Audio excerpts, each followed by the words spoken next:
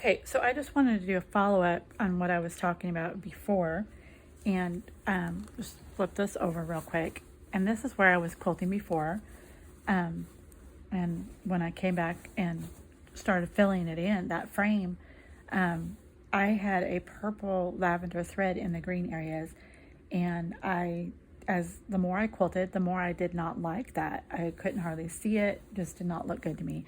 So I took all that out and I replaced it with this brown thread that I used here, and I went ahead and come back and quilted, stitched these green with the brown, and that changed how I was quilting, how I was stitching, because before I was stitching down here, hiding the thread, coming down, hiding the thread.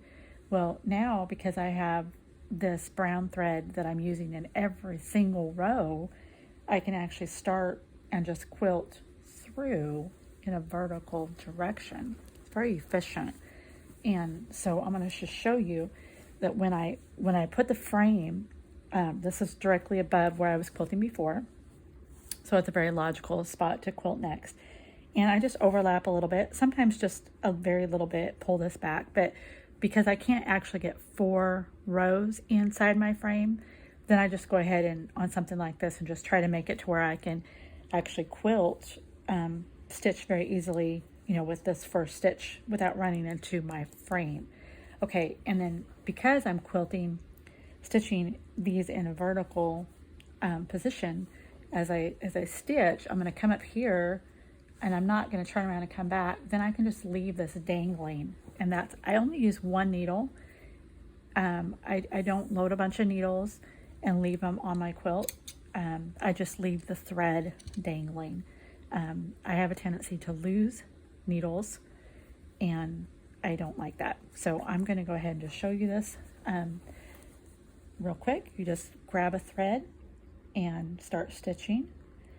And this would be just very, like I said, efficient.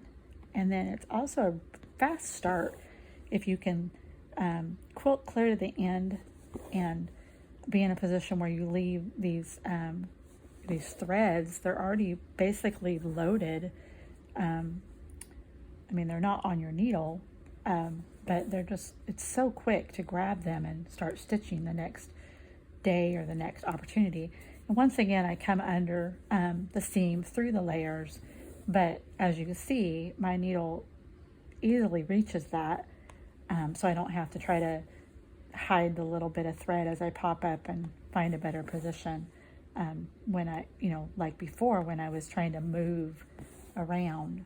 So go ahead and stitch down the length, and I will do this, one thread after another, and then when I get all that stitched, then I will come back and do these, which this was the orange thread, and then I will have to come and do that because I don't have orange in every single row. And then these, I think I had green, and I still really like those little pops of color, and I don't want to make them the same color. I like having those, but this brown just seems to work so much better for the look that I want. So you can see that I'm coming down here, coming down to the bottom of where I can stitch here on this where I'm at, and then I think I'm going, let's see, if I go here, then I would probably go over to this one, just to be as efficient as possible. And I like to go ahead and leave it right where I want to start stitching the next time I pick the hoop up. And then I just take that out and let that just kind of leave it over the end of my